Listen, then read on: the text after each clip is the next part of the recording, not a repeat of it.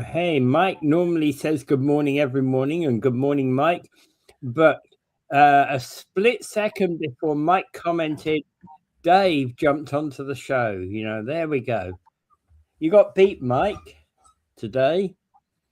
99% of the time, you're always first. All right. Morning, everybody. Welcome to Talking Niagara this morning. And Dave, what's life been doing for you? Just the usual. I would like to take this time to give Paul Kalamir show a plug. Sure. And if your city, your voice, if you want to listen and sort of break down what's been happening at City Hall and local politics, that's the place to go. There are some insightful things going on there. Like he was discussing a while ago on his show. There is this angst amongst all of us of our higher prices of our taxes, but yet our city council will say that they're trying to be, going for wants rather than needs, and yet we get concrete ping pong tables and now they want to light up Whiteman Bridge. They want to light. They want to light up Whiteman Bridge in Chippewa. So he goes into detail about those kind of things. Now, I will say, other than that, he does have Trumpaholic. He needs to go to Trumpaholic Anonymous, along with his buddy Gary there, my buddy too. Gary, got to go to Trumpaholic Anonymous. They've been drinking vast quaffs of Trump Kool-Aid. And but as far as city politics goes, that hasn't interfered with the perspective there. All right. Very quick one to say to Mr. Rick Pizzacala. Good morning there, Mr. Pizzacala. I saw your comment yesterday about doing the paralegal program. Good for you, Rick. Good for you, Rick. Was he enrolled in paralegal? No, he's talking about it. He's thinking about it. All right, good for you, Rick. All right, wish you well. Okay? It's a hard life out there. Right? I didn't get to say that one yesterday, so just thought I would say that before we start the show here today. All right, moving on to our first topic. Ontario government's launched a new campaign to become the host city of the future Defence, Security and Resilience Bank for the headquarters of it. And this is an article that was posted a few days ago. Yeah. And basically, of course, this is a bank. It's going to be a bank where the different democracies around the world are going to be able to get loans to strengthen their military. Yeah. It is thought to be necessary now that the U.S. is pulling out more and more from NATO. We don't think that's going to change too much. And as a matter of fact, years ago when Trump was first elected, he did point that out that, the United States is pretty much holding the whole thing up and everybody else is relinquishing on their promises and so on. That was all true. The fact, though, that the Europeans and the Canadians and everybody didn't really think much of that, didn't think the U.S. would really back out of that as much as they thought, because it was so essential to the strategy of the U.S. going forward. But they made that clear that you got to start ponying up. You got to start doing your thing. Now, what originally was going to happen, they were going to do this in combination with the United States and just increase their spending on this. This is the one thing that Trump has been exactly right about, right on the nose. Whatever his motivation is for bringing this up may be in question, but he is super right about this. The rest of the world, rest of NATO has really backed on. I mean, NATO stepped up when the United States got attacked.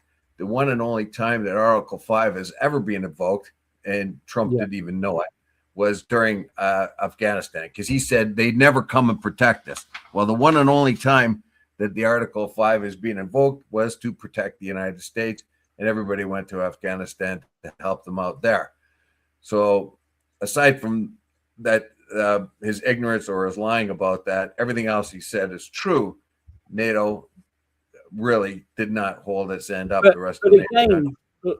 Again, also in relation to NATO, what is misunderstood in relation to the current situation is NATO is a defense organization, not an attack organization. Exactly. He says, where are my NATO allies? He starts a war, didn't inform his other NATO. Usually any NATO action involves always any NATO action involves all the NATO countries. Yeah. Exactly. They did have the NATO action in Yugoslavia. And normally there's consultation.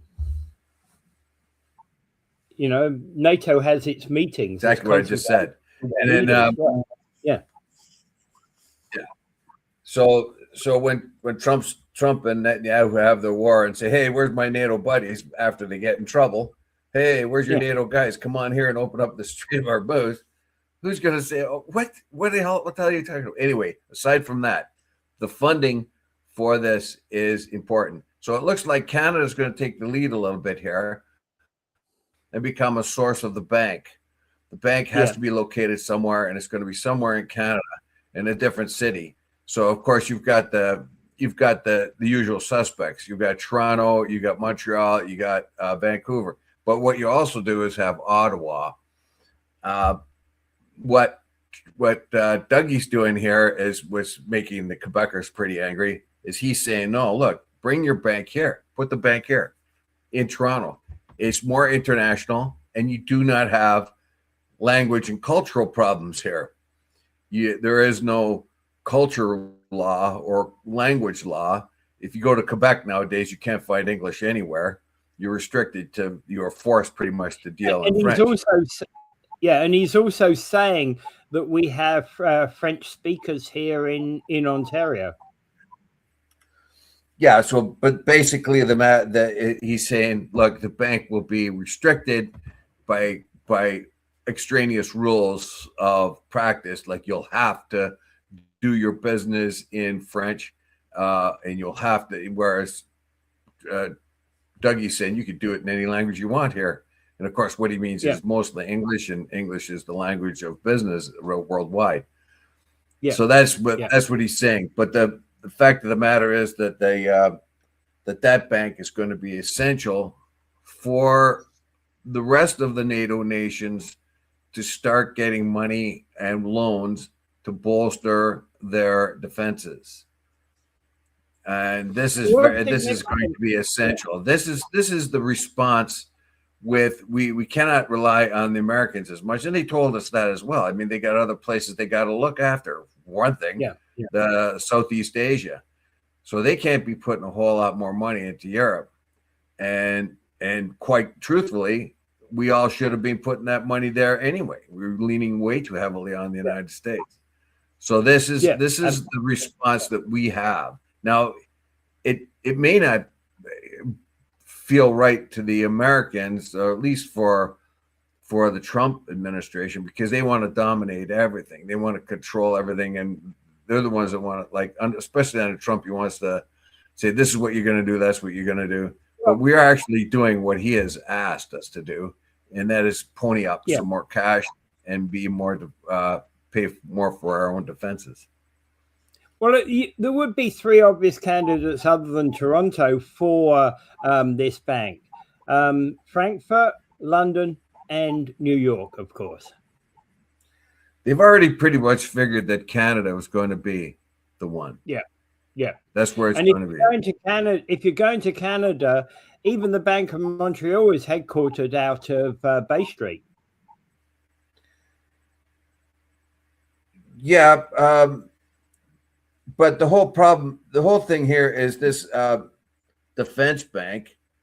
Now, the reason why this is a collection of countries, of course, and of course it is the Defense, Security, and Resilient Bank headquarters. Yeah.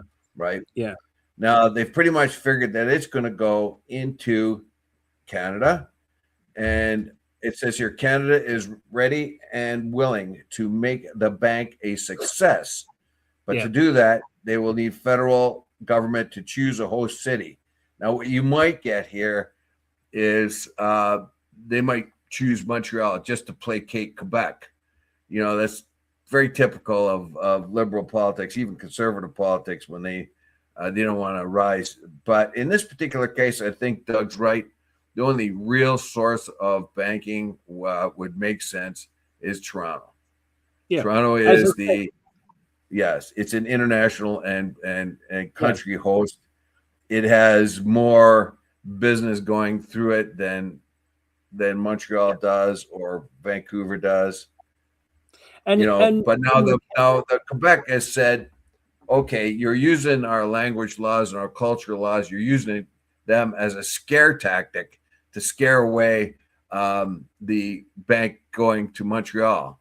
And then they will go and remind the world that you want to put it in Toronto, where a guy like Doug Ford irritates the American president with an ad on TV using Ronald Reagan, irritates him so much that we get another 10% tariff dumped on us just because it irritated the boss down there. And so they're saying, look, you got to use more diplomacy when you're talking to the U.S. We know not to call him names and stuff like that, even when he's calling us names. So there's that. There's said, well, Doug Ford's kind of unstable. He's just like Trump is. He'll lip his mouth off, but he hasn't got the cards to do it with. And so that's their response. So it'll be interesting. It'll be very, very interesting what's going to happen. I think the only place for it really is Toronto. It's the most international business city we have in Canada. And when you think about it, Ottawa is not a non-candidate because it does not have. It's not a financial center; it's a political center. Where? Right? Ottawa? Yeah, but it could be symbolically.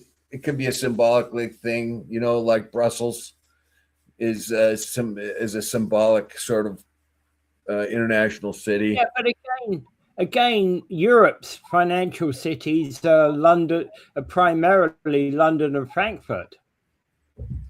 A little less so Zurich too.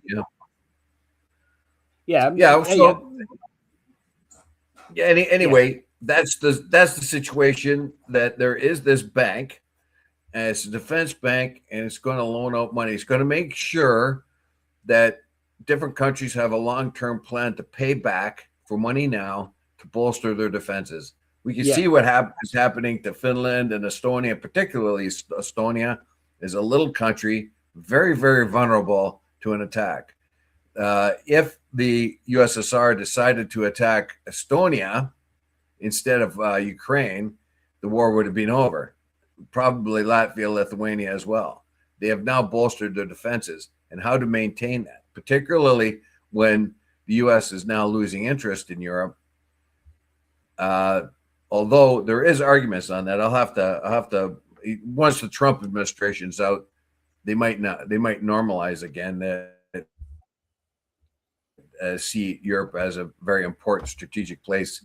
But as we are now, those little countries are going to have to defend themselves more than they thought they would have had to, and so everybody else has to step up. I think in the for whatever reason, Trump was right in that particular time. Like, we should have been doing that all along, and now we're not exactly behind the 8 ball now, but we got to start moving and getting this done. So Canada is being decided that that's the best place for this bank, the defense bank, the Defense Security and Resilience Bank, and that's good for us. I think it really moves us up in status as well.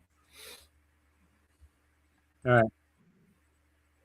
Okay, so all right, moving on. Hey, have a good weekend, everybody. What's the weekend weather going to be like? Well, it looks like we've had a very rainy May to date, but it might give way to a weekend that is going to be warm and sunny. It's expected 22 the high on Saturday, 23 on Sunday, and 28 on Monday and Tuesday. So it's going up there, but it comes back down next Wednesday, is what the current forecast is showing. And basically, the big picture is that it's mild today and just a nice warm weekend. Does that mean that we're going to get a lot of visitors coming? I sure hope it does. So we don't have to worry about the super El Nino, at least not yet, which will not affect Niagara's weather this weekend. We can assure you that. There is this thing called the super El Nino, and we don't really have to worry about the effect of it for Canada's summer, but you may have to worry about it for the winter. What happens is you have this, these are naturally occurring events, the El Nino and the El Nino. These are when the temperatures of massive amounts of Pacific water temperature changes. It's not, the Pacific is not as predictable as the Atlantic. The Atlantic is smaller. They have, the currents are more consistent, but in the massive Pacific Ocean, things are a little bit different.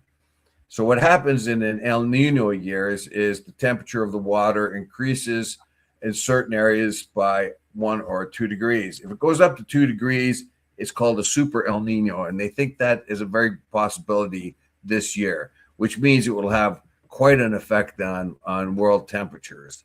But it seems not to be too much of a concern for Canada. But it might be a concern, or at least for the next few months. But it may be a concern for Canada during the wintertime. Although they haven't really decided whether this super El Nino is coming, it just means that it will be the same things that happened during El Nino, but more so. It'll be like El Nino on steroids. So you might get odd weather patterns, warm weather where there should be cold, and cold weather where there should be warm, and that kind of thing. So this is a very naturally occurring thing, and they point that out. This has not a whole lot to do with climate change and global warming. There is, however, that same problem. It can exacerbate the climate change thing. Can be exacerbate things because of how the world is holding on to its heat rather than radiating it out into space as it normally will, and that's because of the large amounts of CO2 in the atmosphere. So, but for the short term anyway, this super El Nino that is happening will not affect us too much in the next few months. So the press is going to run with this and make it sound like it's going to be it's a threat on the doorstep of the world. But in reality, aside from causing a drought or not causing a drought, it's really pretty ordinary stuff.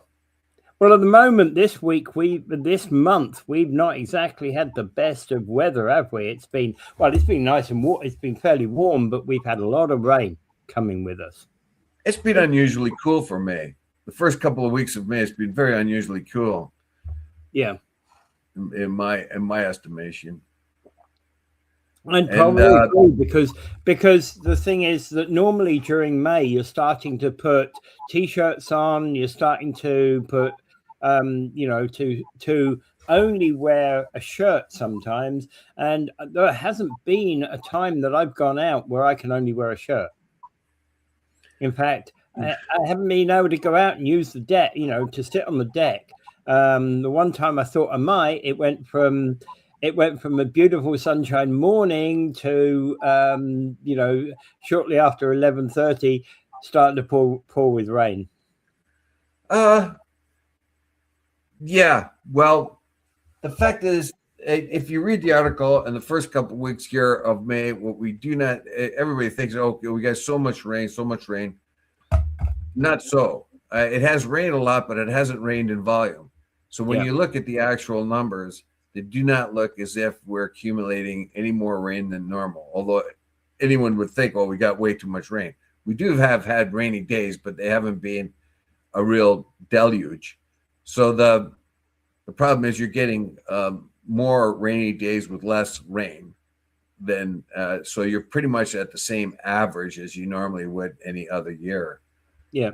It's just the cooler temperatures that it is cooler than normal. It has been a little bit cool, that's for sure. And the high today is not that high, right? We're currently at 7 degrees, 18 the high. And typically by this time of the month, well, I suppose 18 is not too bad. Periods of cloud and sunshine today, right? Whereas mainly sunny during really good. 18 high for this time of year is really good. That's quite good. It's going to get up to I think 27 on Monday, isn't it? 28 Monday and Tuesday. Yeah, there you go. Projected.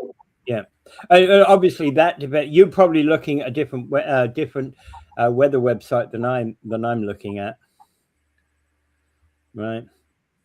Because I'd got my I basically just went and did an online search for what our weather forecast is for the weekend. Yeah. Well, yeah. All right. Okay. Okay. Yeah. Okay. So we don't need that one. Donald Trump says the U.S. doesn't need anything from Canada. Experts disagree with him. Right? Of course they do. That's an interesting article because basically before Trump launched his tariff, 76% of Canadian exported goods went to the US, while 17% of the US exported goods were destined to Canada. This is, though, one of the problems that we've got is that statistics here, when you're talking about percentages, don't mean a great deal. How much value, millions of dollars of exported goods of the US. US probably exports more value of goods than Canada does. Well, yeah, we've said here a lot of times that the US claims that we've taken advantage of them and the trade imbalance is in our favor. But the only difference is the oil. That is the only thing. Yeah. The US requires much more oil than they produce, so they import it. And the one country they import it the most from is Canada, which is about 3.9 million barrels a day or a year or whatever. I don't know, whatever it is. Yeah. So many barrels of oil per time. So the 3.9 barrels, I think, a year there, or geez, I don't know how much per. I'm sure you're right, but I just not. Don't worry, don't get stressed out over it, Dave. No, I'm not stressed, but it bothers me that I can't remember exactly the time period. You'll remember it by the end of the day. Yes. So everything else, take oil out of the equation, and what do you have? You have the American superpower industry. So the American industry sells way more stuff to us, or we buy way more American industrial stuff, everything other than oil. The trade imbalance is huge. Canada is way behind the United States. We buy way more than they buy from us industrially, and everything else, and services and everything. They're way ahead of us. And so when we go to buy stuff, we buy it from the US mostly, and just about everything except oil. Now, when you look at the trade imbalance, you say, well, Canada's way ahead. They're the trade imbalances, but that is only in oil. Everything else, the United States has the edge on, and a big edge too. Yeah. So it doesn't really make sense when you look at the real thing. Yeah. And the oil that is pumped into the United States, that is pumped in at a 20% discount. Well, you get a special discount because they're close, and basically they make money off of our oil. Well, in other words, they add value to it. Yeah. Okay. So that's why the when they say that Canada is taking advantage of us, why it is a lie, basically. Yeah. All right. So, a couple of things that we got to look at, Dave, is that Barry Appleton, who's a Canadian American lawyer, basically says one of the things that Canada needs to actually focus on when talking to the US is about in negotiation with that. Its leverage is about being a critical US customer, because US exports of goods totaled 350 billion to the US in 2024, and exports of services were another 90 billion. So that's a positive thing for the American market. Yes, and what industrialists and people behind the scenes, although they don't want to say it out in the open, is what they don't want to say out in the open is they're putting pressure on the U.S. behind closed doors to keep Kuzma going, or USMC going. The business people in the United States know that the Mexico, Canada, U.S. trade deal is very, very good for business. It's a very positive thing. It is it makes the United States much wealthier. So yeah. What's going on in all the comments there? I was just catching up on. So here was a comment that says, "Where's Betty? She's not here this morning, right?" And Rick says, "At Dave's." Yeah. Oh my God. Good one, Rick. Says Gary. All right. True. Dave probably took her out last night using gift card from Timmy.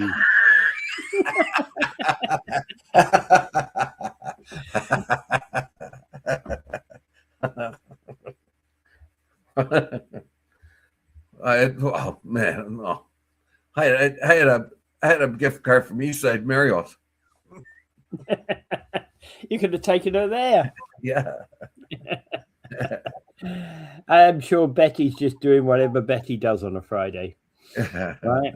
Okay, so there's a number of thoughts here that relate to by various experts. And for example, what this guy was saying is, when we cut off the supply of bourbon and American booze, it hurt the American liquor industry. Yeah, particularly like Tennessee and Kentucky have a very good solid connection with us. They make very fine spirits, and Canada loves them. Canada loves Kentucky bourbon and sour mash whiskeys that come out of the U.S. I mean, Jack Daniels is a beautiful Jim Beam Black. I like Jim Beam Black. Those are excellent American whiskeys. Yeah. But Wild Turkey is another one. But we're shutting them down, and that's hurting Kentucky because they relied on them on our market. Didn't rely exclusively on it, but that was a good point of their export market. Well, we can get a lot more. You see, actually, their export market. Actually, you're right, because their export market, Canadians have a lot of knowledge about the Tennessee bourbons, etc., where other markets are not so knowledgeable about those types of whiskeys. Yeah, it also says here that that we are also the biggest customer of American service economy. Yeah. So there's another point of leverage. Although we talk about goods, and of course that was clear that like 76% of our goods go there to be sold, and only 17 or US only buys 17% of our goods, that kind of thing. But on the other hand, we do buy all kinds of other things, including services. Well, that interconnection. Nowadays we can find our service connections in other places in the world. So that's one of the things. Here it is. It is $3.9 million barrels per day. 3.9 million per day. I was just about to say that, Dave. And basically, Inu Manak, who's a senior fellow for International Trade Council of Foreign Relations is talking about energy, and he's saying with the critical artery blocked near Iran, Canada could fill that. Can Canada fill that gap in supply, in global supply? This is a big question that's opening right now. With the US-Israel war with Iran pushing up the global price of crude, can we bring that down? Can we level that out? Well, it looks like here that is the one thing. The thing that does tip the balance is the energy that is imported by the United States. And the United States imports 4 times much energy from Canada as it exports. Of course, that includes oil, natural gas, and electricity. Yeah, absolutely. All of them. Yeah. Yeah. Right. And so I don't know. This me first, zero-sum game, bully stuff that the U.S. is doing. It's not working out so well. It didn't work out for them in a couple of places in Africa where they thought they're leveraged and they've got all the cards attitude. Didn't really work out so well. They're getting resistance from the Europeans. Even internally, they're getting resistance. The idea that Canada is like at first there was this big angst of renegotiating CUSMA. Right now there isn't. The U.S. politics are doing the work for us already. They're because of the war and because of high inflation and because of all these other things that are going on in the States right now. The current administration's having difficulty focusing. It's going to be more and more difficult for them to pull the bully act on us like they did in the first few months. So holding off and waiting for a good deal might be the best strategy here. Yeah. Okay. So then the next issue here is about foreign investment. Nearly half of Canada Pension Plan Investment Board's $780 billion of assets are in the US. The 8 largest pension funds in Canada collectively hold about $1 trillion of US investment right now. And why is that? Because it's a good place to invest. Yes. It's a good place to invest. And we could invest in other places around the world. We could invest in China if we wanted. We might get a great return off of them. The very idea that this particular, and this was an American idea too. Let's put that out there. This was an American idea, this trade agreement. And we forget how much resistance there was in Canada towards this trade agreement. And initially it looked like it benefited the United States much more than it did Canada. And it did initially. We lost a lot of jobs, but then they started to return. So once the economy started to take advantage of this free trade deal, our economy was strengthened as well as the U.S. And then when Mexico kicked in, it improved their economy very well. What we do have here is one of the most enviable trading networks in the entire world. And President Trump put his stamp on it back in his last administration, saying it was the greatest deal ever made.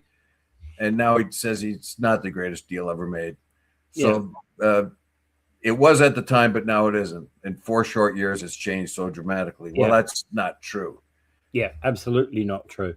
The other one that's taken a lot of wrath is Mark Carney did this deal with China, and it faced Trump's wrath for the agreement with Beijing to lower the 100% tariff on Chinese electric vehicles, but in exchange for China lowering tariffs on Canadian canola.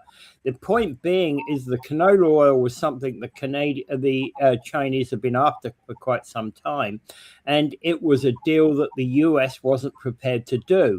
So by Canada doing this deal, which was a temporary 1 or 2 year deal, it's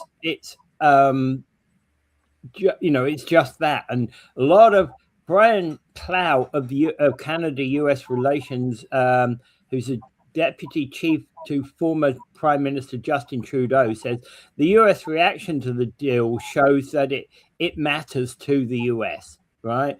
And that's where leveraging the power comes from, according to Brian Clow.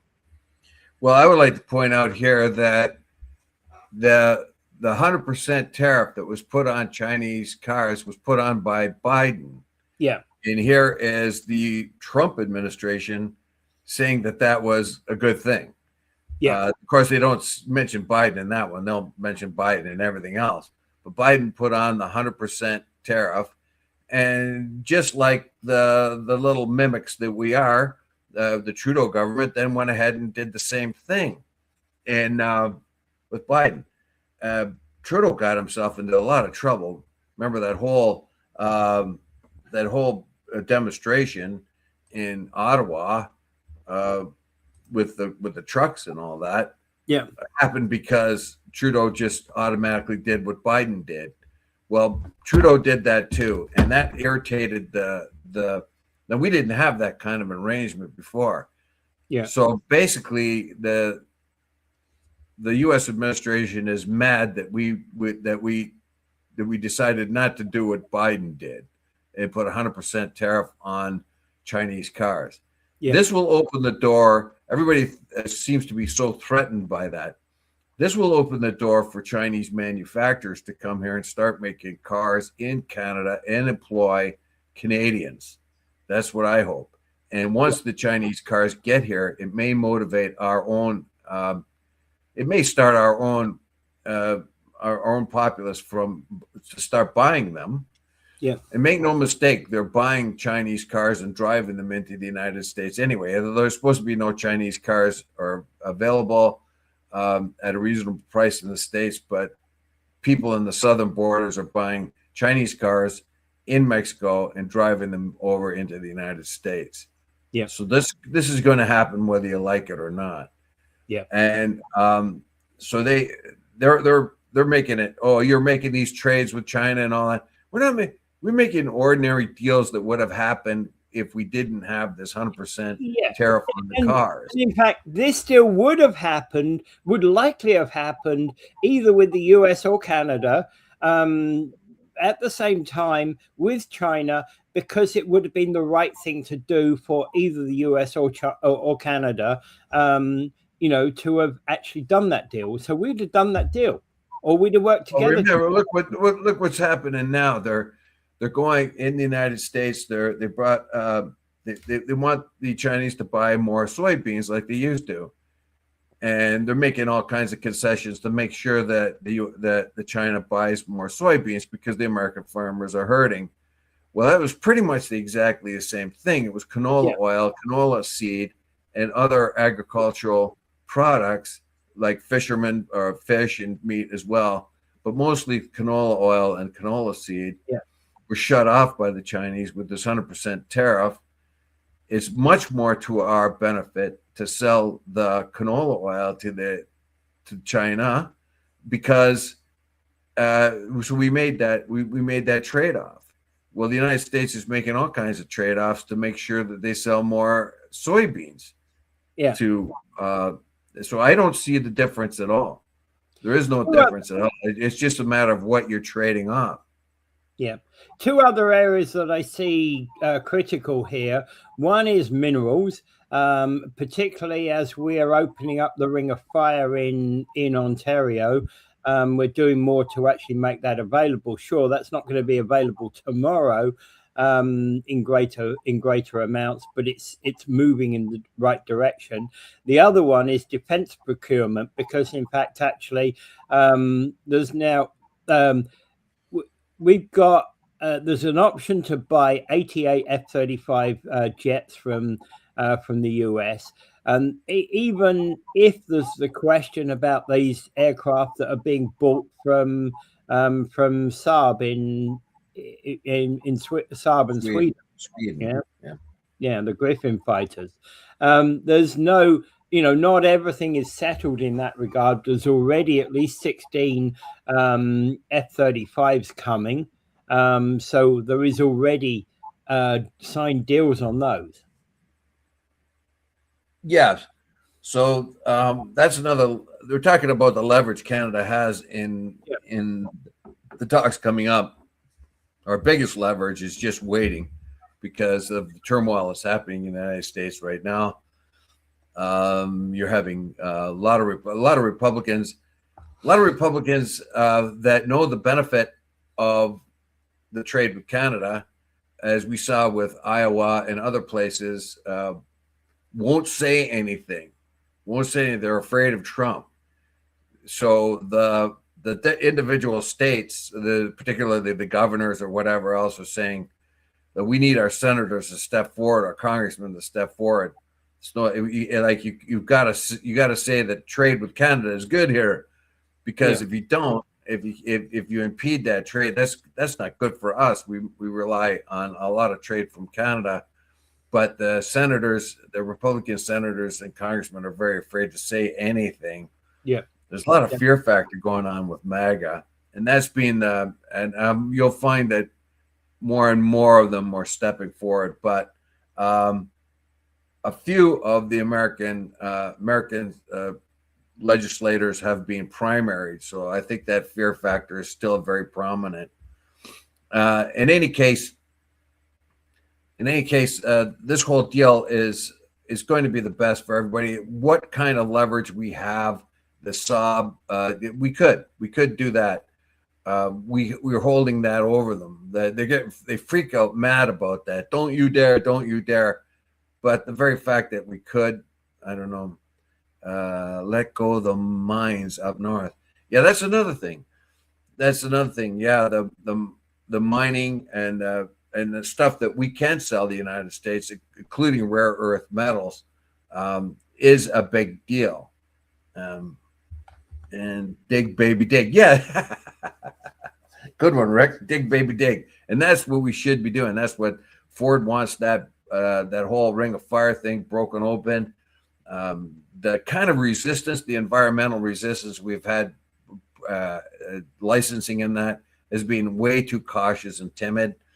And as a matter of fact, there's another article here, I don't think we'll get to it, that talks about there's a huge amount of complaint against Carney and the speeding up of operations right now, saying that the Canadians have built up all this regulatory protection for the environment, and it looks as if Carney is end rounding it, getting past it, to be expeditious in mines and pipelines. Well, actually, that was about what I was doing next, I think, because data collected over the last 4 years is showing that up to an astounding 40% decline. Oh, no. That's a bear one. Okay, yeah. We should talk about actually, that wasn't what I was. That wasn't what I had on my screen. But anyway, okay. The bear one, yeah. All right. The bear population, yeah. Tell me about that. I don't have that one up here. Well, what's happened is it's the spring bear hunt is about to happen, if it's not already happening right now. But the problem is, data is beginning to show that the stable and consistent bear population that we thought we had is not that. We're talking about black bears here, right?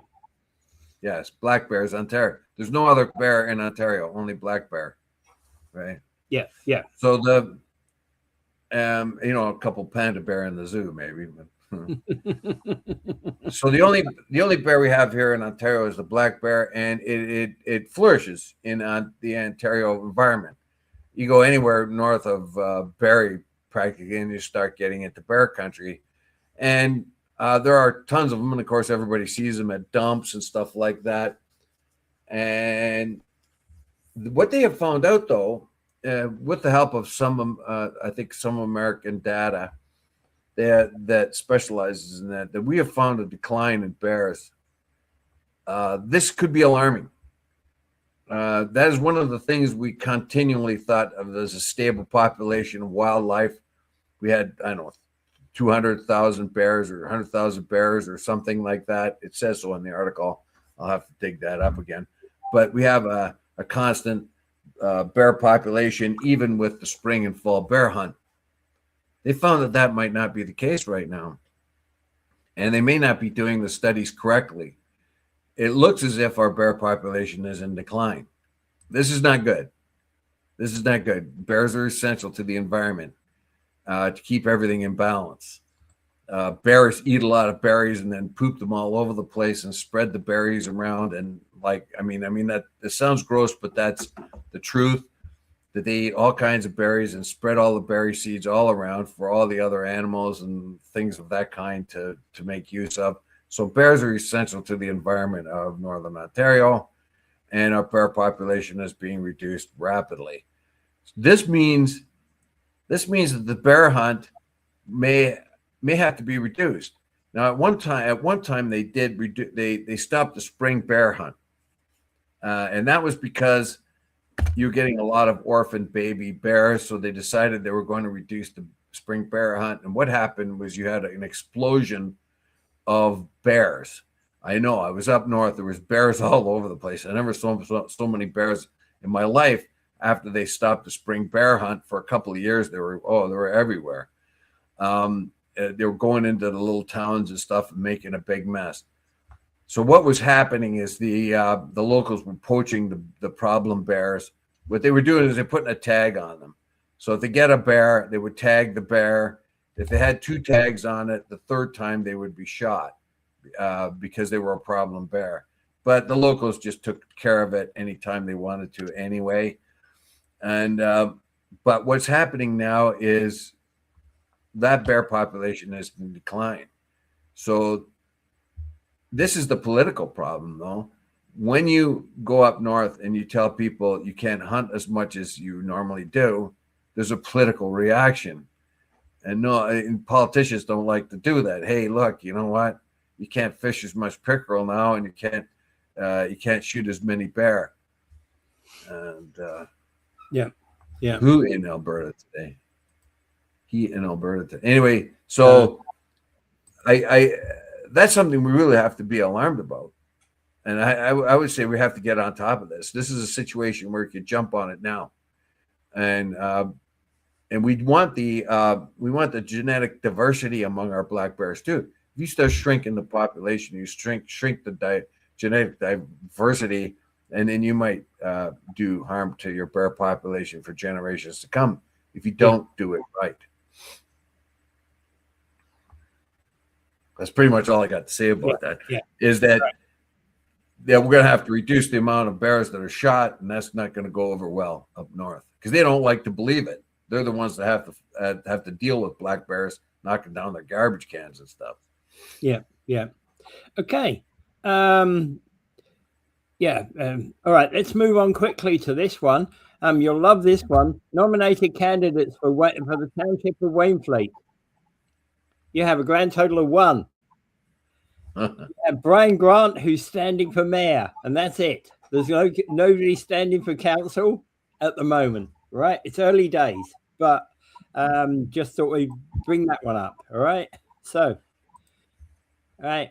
And moving on, I think this was what you were referring to. Carney was proposing legislative changes for federal economic zones as part of a broader strategy to accelerate major projects.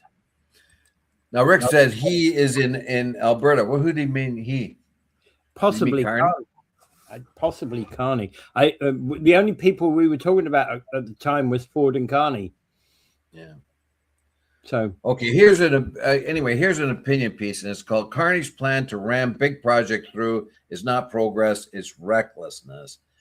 Can you really? When they say reckless, when they say Carney and reckless, I hardly think the two fit. The description does not fit Carney. He's more like an accountant going ahead and doing his job. Pretty much, he is sort of fast tracking a lot of things. All he's really doing is getting rid of the unnecessary slowdowns in front of everything. It seems to me, in my opinion. But in this particular opinion, it says that the projects that are being pushed forward to, and they say that it takes us back to the 1950s when there was no real clear idea of the benefits of environmental protection, of that kind of thing. And they're saying that he's just kind of overlooking all the regulatory processes that have happened to protect the environment up until now. Is that really a fair assessment? or is the alternate that the environmental protections have gone overboard? They are actually inhibiting progress. Well, that was certainly true during the Trudeau era. Well, definitely. Because You know? the Trudeau era, they were afraid to do anything. And, they're afraid to drive to the site because they might run over a flower. Yeah. And at the moment, Carney's government seems to be more looking at fast tracking projects than anything else. It's like we do need. There's a recognition that we do need to have a greener future, but again, we've still got economic issues that we have to deal with today, here and now. Well, this particular paragraph, I'll read the whole thing, so it gives you an idea of what they're talking about. It says Carney's proposed changes to decision making on industrial projects is nothing less than an assault on the much needed environmental protections Canadians have worked so hard to build over the years. We put project reviews and protective laws in place for species and ecosystems because without them, we face expensive and dangerous disasters such as the arsenic in Giant Mine in Yellowknife, the Sydney tar ponds, mercury in Ontario's English and Wabigoon rivers, and localized species extinctions across the country. This isn't progress, it's recklessness. Of course, they're talking about very, very, very, very important environmental things that should have been able to be determined prior to those projects happening, the ones that were mentioned there. But on the other hand, we've had for some time that it takes 15 years just to get an okay to start a mine. In other words, all the regulations take so much time, and then every department is reluctant to approve it in case they get criticism from the environmental people. So if you have a mine, you want to start mining gold or platinum or anything that might be up there, or chromium, and then you have to go through this 15-year process even to get the approval. You're out of business before you even started. That's right, and there's all those jobs and everything. Yeah. Basically, what I see now, I'm sort of on Carney's side here, because I know I worked in industry myself, and some of the environmental restrictions are just beyond ridiculous. Yeah. And I know I've worked in them where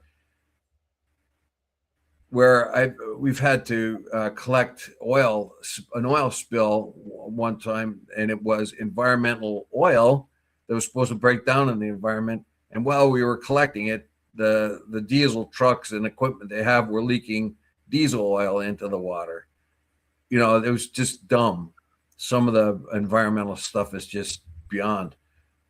So basically, what I think Carney is doing is having a clear eye on which one of these environmental laws are worth it and which aren't.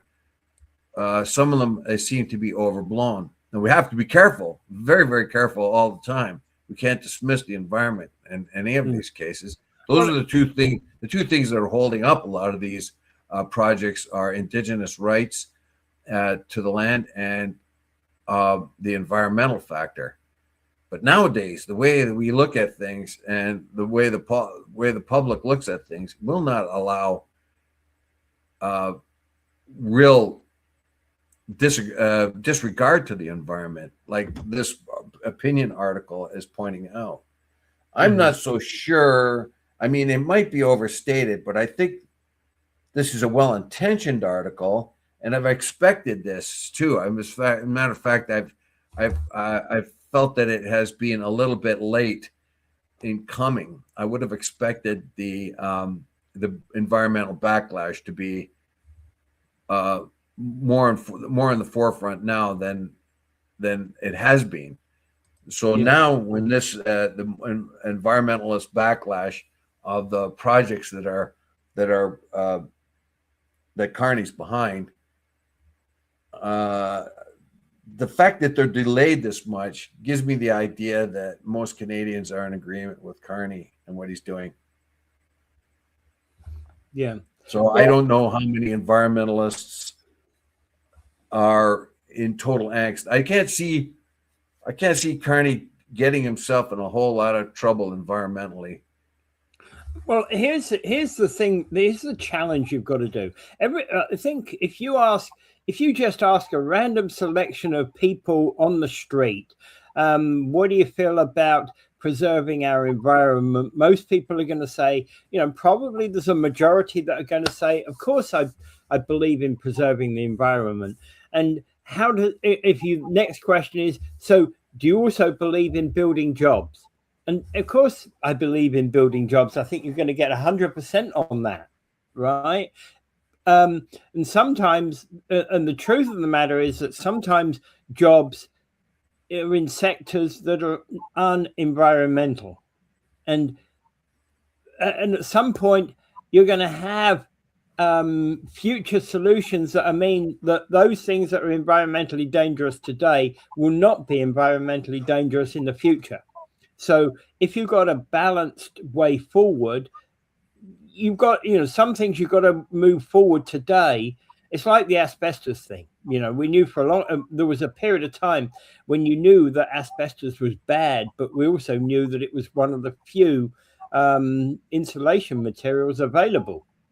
It still is the only thing you can use on high temperature turbines and stuff like that. You still have to use asbestos. Yeah. So it's a bad thing, but you've got no choice. In that scenario, you've got no choice but to use it. Yeah, you take the gaskets.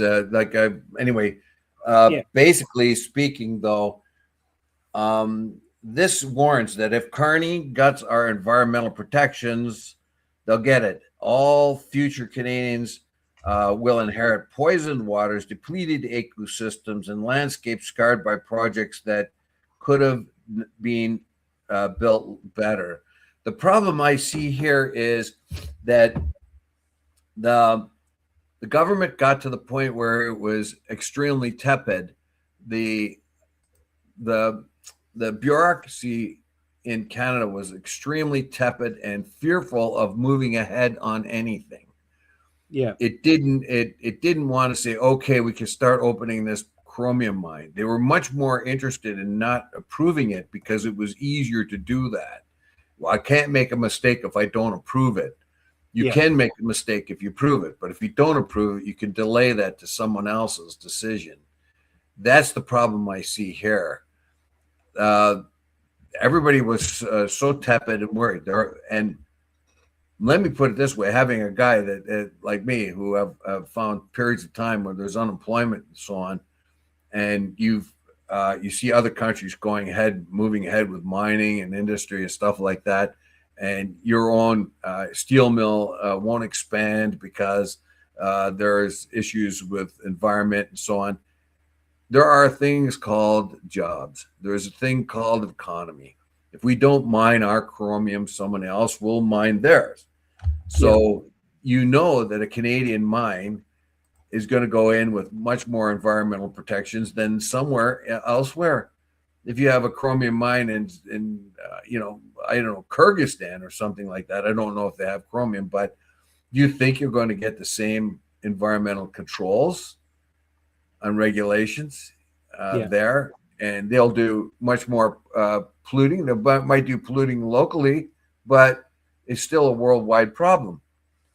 I would say that, yes, this article means well. I think it's too alarmist, but I think what is happening in opinion these days is they have to take extreme positions in order for anybody to pay attention to them.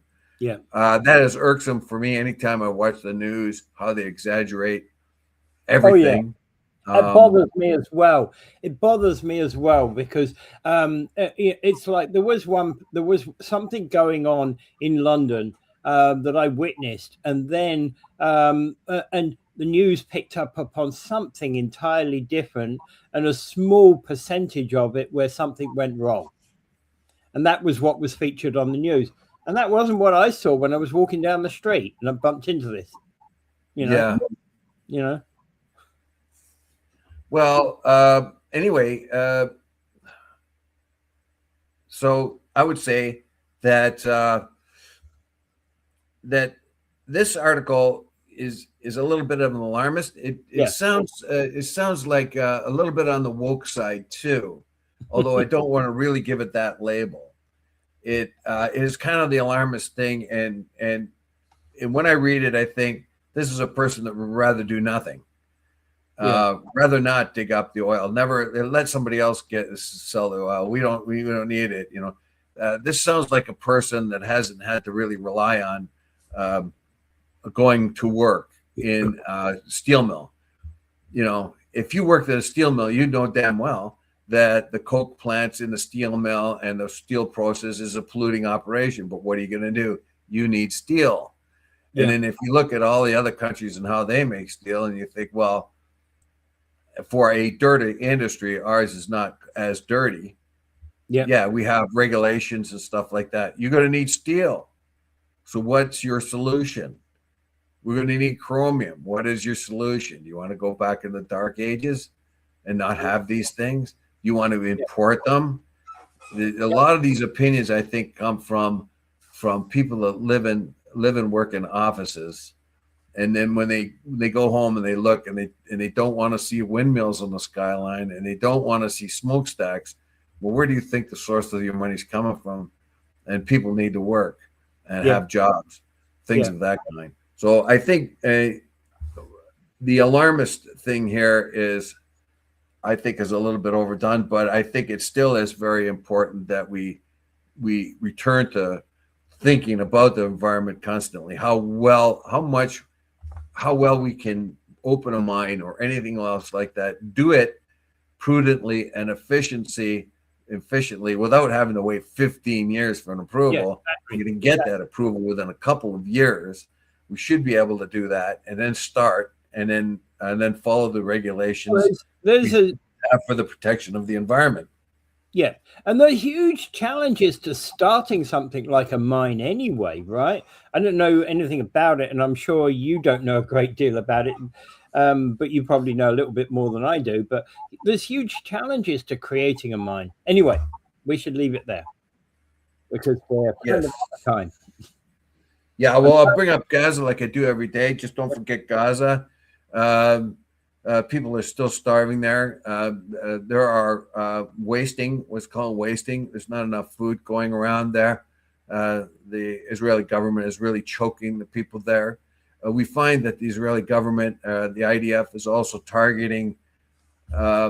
We know that they were targeting journalists because of all the journalists that have died. But one of the things they're also targeting is medical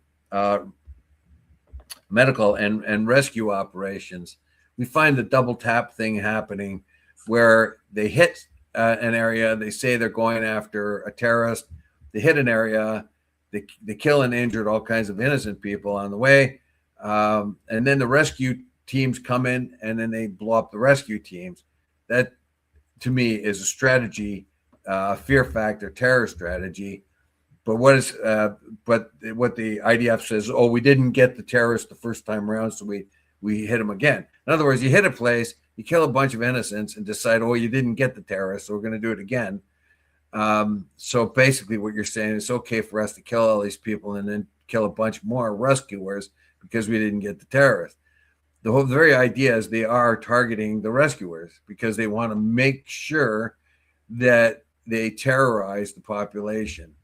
And this is just exactly what they're doing in the West Bank. They don't allow people to go to the hospital, emergency vehicles.